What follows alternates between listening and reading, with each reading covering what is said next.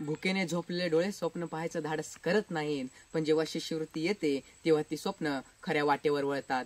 आईचा घाम, वडिलाचं श्रम, त्या मेहनतीला न्याय मिळतो. सरकारचा हात धरून विद्यार्थी उज्ज्वल भविष्य घडवितो. सरकारचा हात धरून विद्यार्थी उज्ज्वल भविष्य घडवितो.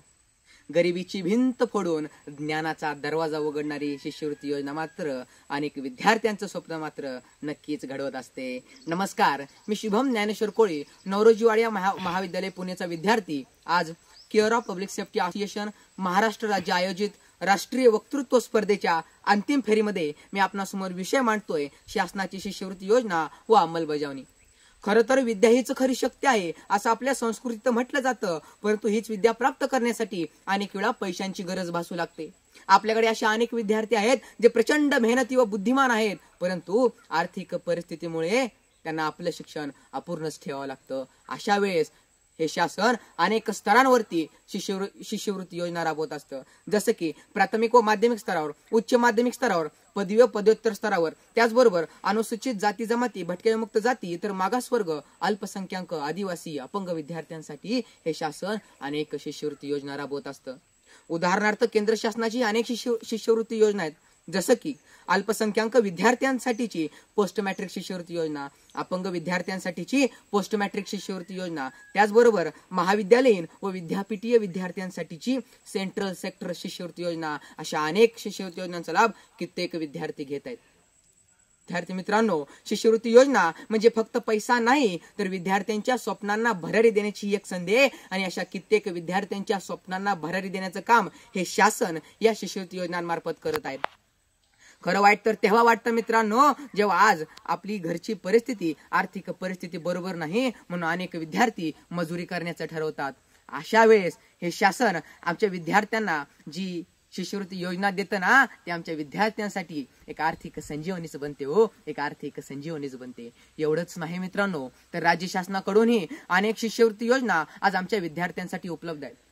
उदाहरणार्थ राजर्षी छत्रपती शाहू महाराज शिक्षण शुल्क शिष्यवृत्ती योजना, गुणवंत विद्यार्थ्यांसाठीची आर्थिक सहाय्य योजना, एकलव्य आर्थिक सहाय्य योजना, स्वातंत्र्य सैनिकांच्या पाल्यांना आर्थिक सहाय्य योजना, माजी स्वातंत्र्य सैनिकांच्या पाल्यांना आर्थिक सहाय्य योजना, शासकीय संशोधन शिष्यवृत्ती, शासकीय विद्यानिकेतन शिष्यवृत्ती, पंडित जवाहरलाल नेहरू विद्यापीठ शिष्यवृत्ती योजना. त्याचबरोबर राज्य शासनाची ही खुली गुणवत्ता शिष्यवृत्ती योजना आहेच.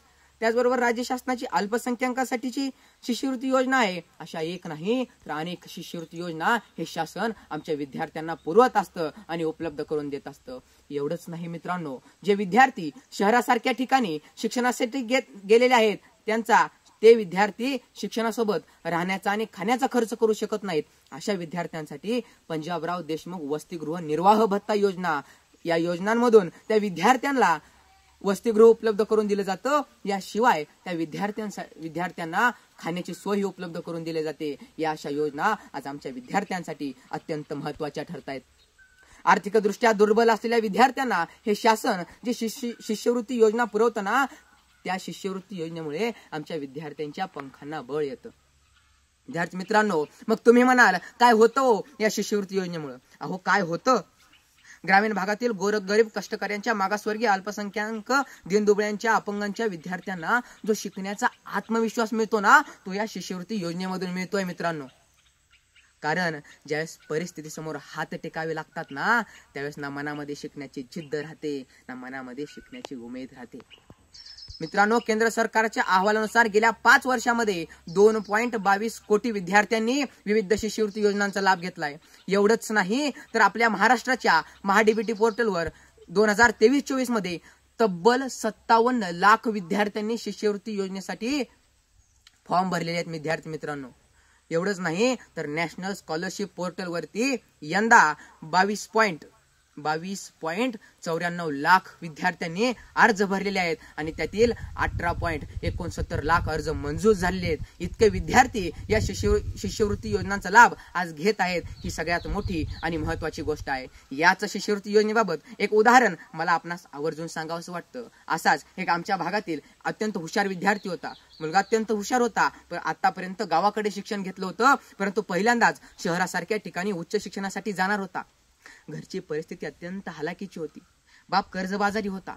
मनामध्ये शिकण्याची प्रचंड जिद्द होती, मेहनत करण्याची प्रचंड तयारी होती, परंतु आर्थिक परिस्थितीमुळे त्या विद्यार्थ्यानं शिक्षण न घेण्याचा निर्णय घेतला. परंतु काही काळानंतर त्या विद्यार्थ्याला हे समजलं की आपण ज्या महाविद्यालयामध्ये प्रवेश घेणार आहोत तेथे आपल्याला शासनाच्या पोस्ट मॅट्रिक सारख्या अनेक शिष्यवृत्ती योजना मिळतील. याशिवाय पंजाबराव देशमुख वसतिगृह निर्वाह भत्ता योजना, त्याचबरोबर स्वाधर योजना या योजना आहेत ज्यामधून आपल्याला वसतिगृह उपलब्ध करून दिलं जाईलच, याशिवाय आपल्याला मेसची म्हणजे खाण्याचीही सोय उपलब्ध करून दिली जाईल असं त्या विद्यार्थ्याला समजलं आणि त्यानं शहरासारख्या ठिकाणी एका मोठ्या महाविद्यालयामध्ये प्रवेश घेतला. सांगण्याचा उद्देश एवढाच आहे मित्रांनो, जर त्या विद्यार्थ्याला शिष्यवृत्ती योजनेबाबत समजलंच नसतं किंवा ही शिष्यवृत्ती योजना त्या विद्यार्थ्याला मिळाली नसती तर तो विद्यार्थी आज कुठेतरी मजुरी करत असला असता. परंतु या शिष्यवृत्ती योजनेमुळे तो आज एका मोठ्या कंपनीमध्ये काम करतोय. अशा एका नाही तर अनेक विद्यार्थ्यांची स्वप्न या शिष्यवृत्ती योजनेमुळे पूर्ण झालेली आहेत. अशा अनेक शिष्यवृत्ती योजना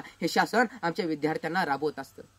खरं तर ही शिष्यवृत्ती योजना योग्य वेळी योग्य विद्यार्थ्यांपर्यंत पोहोचली तर आपल्या समाजामध्ये डॉक्टर बाबासाहेब आंबेडकर, महात्मा फुले, अब्दुल कलाम आणि सावित्रीबाई फुले घडल्याशिवाय राहणार नाहीत. परंतु शाळा व महाविद्यालयांकडून मार्गदर्शन मिळत नसल्यामुळे अनेक गोरगरीब विद्यार्थी या शिष्यवृत्ती योजनेपासून वंचित राहत आहेत. याकडे सरकारने आवर्जून लक्ष द्यायला हवं. ही योजना योग्य लाभार्थ्यांपर्यंत जर पोहोचले तर एक सरकारी योजना न राहता ती समाज परिवर्तनाचं साधन बनेल. आज या शिष्यवृत्तीनं एका गरीबातील गरीब विद्यार्थ्याला जर एक पुस्तक दिलं तर उद्या हाच विद्यार्थी या देशाचा एक शिक्षक, एक शास्त्रज्ञ आणि एक मोठा अधिकारी बनेल. तर चला आपण सर्वांनी जागृत होऊया आणि सर्व विद्यार्थ्यांना शिष्यवृत्ती योजनेचे अर्ज भरण्यास प्रवृत्त करूया. आज जाता जाता एवढंच म्हणेन, सरकार देते हात पुढे म्हणते घेरे उंच भरारी, शासनाची शिष्यवृत्ती योजना ज्ञानाची देश दोरी, शासनाची शिष्यवृत्ती योजना ज्ञानाची देश दोरी. Kerala public safety association Maharashtra राज्य यांनी स्पर्धा आयोजित केली व आम्हाला येथे बोलण्याची संधी दिल्याबद्दल आपले खूप आभार व्यक्त करतो. बोलत असताना कळत न कळत काही चूक झाली असेल तर कृपया क्षमस्व. जय हिंद, जय भारत, जय महाराष्ट्र. मनपूर्वक धन्यवाद.